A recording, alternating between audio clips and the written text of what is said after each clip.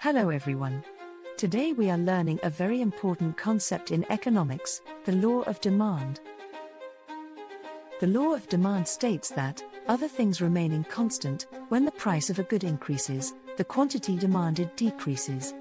And when the price decreases, the quantity demanded increases. In simple words, when price goes up, people buy less. When price goes down, people buy more. This is an inverse relationship between price and demand. Let's understand this with an example. Imagine your favorite snack.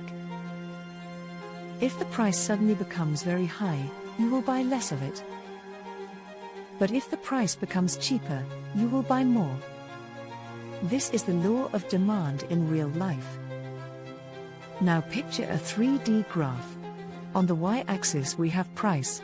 On the x-axis we have quantity demanded. The demand curve slopes downward from left to right. This downward slope shows that price and demand move in opposite directions. Why does this happen? There are three important reasons. First, the substitution effect. When a good becomes costly, people switch to cheaper alternatives. For instance, if the price of chicken rises significantly, you might start buying less chicken and choose to buy more beef or pork instead. This change in consumption due to price increases highlights how consumers adapt their purchasing behavior based on relative prices. Second, the income effect. When price falls, your purchasing power increases, so you can buy more. For example, if the price of your favorite brand of cereal drops, you may find yourself buying more boxes than you usually would.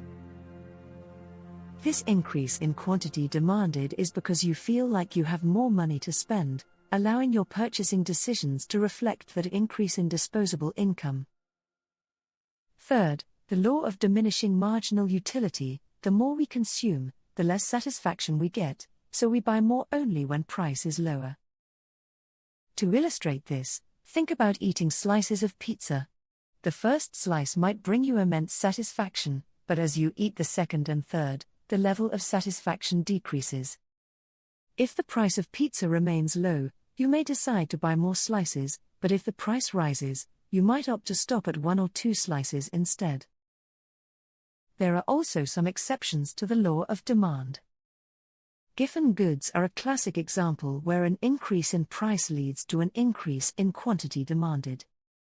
These are typically inferior goods that make up a significant portion of a consumer's budget. Additionally, luxury goods often behave differently. As their price rises, they may attract even more consumers who view the increase as a signal of higher quality or exclusivity. Necessities like salt tend to have a very inelastic demand, meaning that even if the price rises, people will still buy them because they are essential to daily life. Lastly, situations where consumers expect future price changes can also disrupt the typical demand pattern. For instance, if people believe that prices will rise in the future, they might buy more now, despite higher current prices. In conclusion, the law of demand helps us understand how consumers behave when prices change. It clearly shows that price and quantity demanded have an inverse relationship. This knowledge is crucial for businesses and policymakers alike as it allows them to predict consumer behavior and make informed decisions. Thank you.